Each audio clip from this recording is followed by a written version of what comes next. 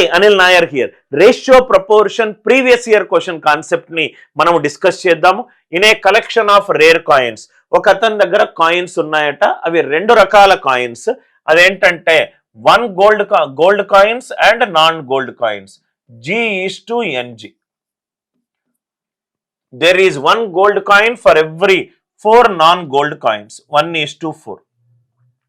If 20 more gold coins are added, వీటికి ఒక 20 gold కాయిన్లు యాడ్ చేస్తే ఫైనల్ G:NG ఎంత చూడండి, రైట్?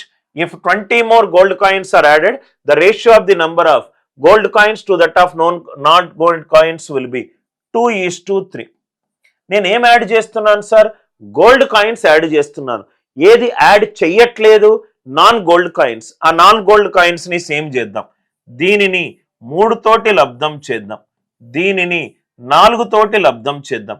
సార్ ఎందుకు చేస్తున్నానో మీకు నెక్స్ట్ స్టెప్ లో అర్థమవుతుంది. ఇది 3:12, ఇదేమో 8:12. ఇక్కడ gold coin non gold same ఉంది, ఇక్కడ నాన్ గోల్డ్ సేమ్ ఉంది. 3 అనేది 8 అయింది, అంటే 5 పెరిగింది. 5 పెరిగింది ఈ రేషియో ప్రకారం. క్వశ్చన్ లో 20, 5:20 అయిందంటే మనం నిష్పత్తిని దేంతో లబ్ధం చేయాలి? 4తో లబ్ధం చేయాలి. 4తో లబ్ధం చేయాలి. క్వశ్చన్లో ఏమన్నాడు? Right the total number of coins now will become, total number of coins ఇక్కడ చూడండి sir, the total number of coins in the collection will now become. Initial value ఎంత?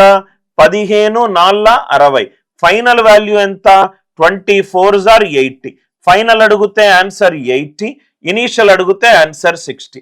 కాన్సెప్ట్ అందరికీ క్లియర్ అయింది కదా సార్? నాన్ గోల్డ్ కాయిన్స్ వాల్యూని same చేశాను. Concept నచ్చినట్టు అయితే వీడియోని లైక్ చేయండి, షేర్ చేయండి, ఛానల్ని సబ్స్క్రైబ్ చేసుకోండి.